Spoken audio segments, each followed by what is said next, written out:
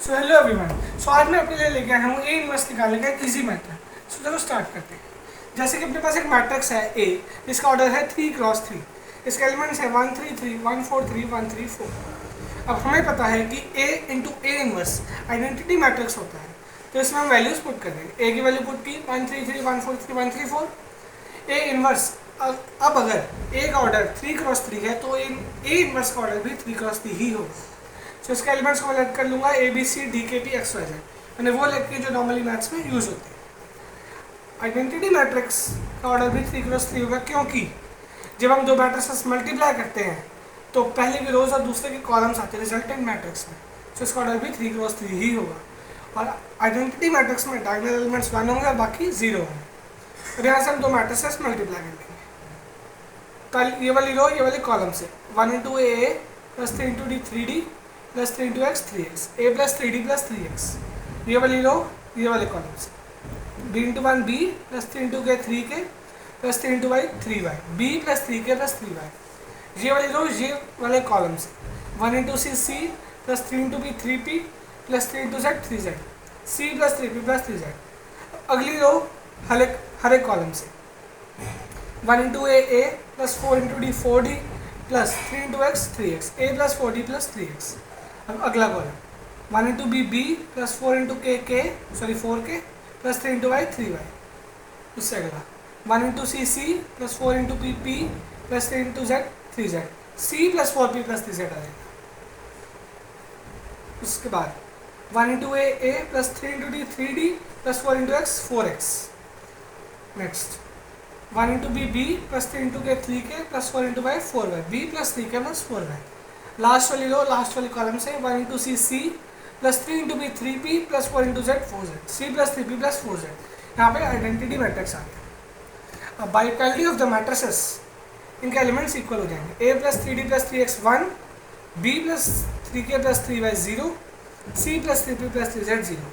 फिर यहाँ से a plus 4p plus 3x 0, b plus 4k plus 3y 1, c plus 4p plus 3z 0। Next a plus 3d plus 4x 0, b plus 3k plus 4y 0 and c plus 3p plus 4z 1। अब first and fourth equation में हम लगाएंगे elimination. a plus 3d plus 3x equals 1 and a plus 4d plus 3x equal 0। Elimination के लिए हमें चाहिए science opposite and coefficient same. Coefficient same है इन दोनों में, तो साइन ऑपोजिट करेंगे हम सबके। Minus minus minus minus, a minus a cut गया, 3x माइनस 3x कट गया, 3d माइनस 4d बन गया minus D equals 1 minus 0 1, d minus 1 आ गया।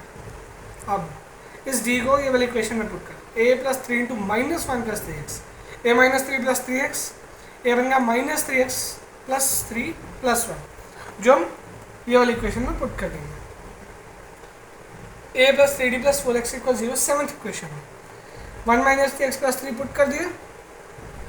उसके बाद 3d plus 4x equal 0, minus 3x plus 4x x हो गया, 3 प्लस 1 4, डी की वैल्यू पुट कर दी माइनस 1, 4 माइनस 3 1 बन गया। तो यहाँ बन गया x प्लस 1 इक्वल 0, x बन गया माइनस 1। अब x की वैल्यू यहाँ पुट कर दो, minus 3 into minus 1 plus 3 plus 1 4 हो गया, माइनस माइनस प्लस 3 प्लस 4 7, तीन वैल्यूज आ गई। नेक्स्ट अब एलिमिनेशन लगाएंगे हम b plus 3k plus 3y equal 0 और b plus 4k plus 3y equals 1। Second and fifth equation सबके साइन चेंज करने पड़ेंगे एलिमिनेशन के लिए, तो सबके साइन चेंज कर दिए। 3y माइनस 3y कट गया, b माइनस b कट गया, 3k माइनस 4 क्या गया माइनस के एंड 0 माइनस 1 माइनस 1 होता है, सो k यहाँ से 1 आ गया, माइनस माइनस कट जाएगा। अब इस इक्वेशन में वैल्यू पुट कर दो, b प्लस 3 इंटू ये 1 है plus 3y equal 0, b plus 3y equal 0, b आ गया माइनस 3y माइनस 3, जो हम पुट करेंगे ये वाली इक्वेशन। b है minus 3y plus 3k plus 4y equal 0, minus 3y plus 4y y plus 3k equals 3, उधर जाके वो 3 बन जाएगा। k की वैल्यू पुट की 1, y plus 3 equals 3, y 3 minus 3 0 हो जाएगा। आगे अब इनमें एलिमिनेशन आ गया, c plus 3p plus 3z equal 0, c plus 4p plus 3z equal 0, सबके sign change, c minus c कटा, 3z माइनस 3z कटा, 3p माइनस 4p बन गया माइनस p इक्वल 0, p 0 हो गया। अब इसकी वैल्यू इसमें पुट कर, c plus 3 into 0 plus 3z equal 0, c plus 3z 0, तो सी माइनस 3z आ गया, जो हम इसमें पुट करेंगे। सी प्लस 3p, सॉरी, सी है minus 3z plus 3p plus 4z equals 1। 4z minus 3z z plus 3 into P की value 0 put की equals 1, z1 आ गया, z प्लस 0 1, z1, z इसमें पुट कर दो। c equals to minus 3z था, minus 3 into 1 minus 3। अब d की value आई थी -1, a की 7, x की -1, k की 1, यहाँ पे -3 बाई -3 में 0 पुट किया तो ये -3 बन गया। यहाँ पे y0, p0, c -3 और z1 इन्हें पुट कर देंगे हम इसमें।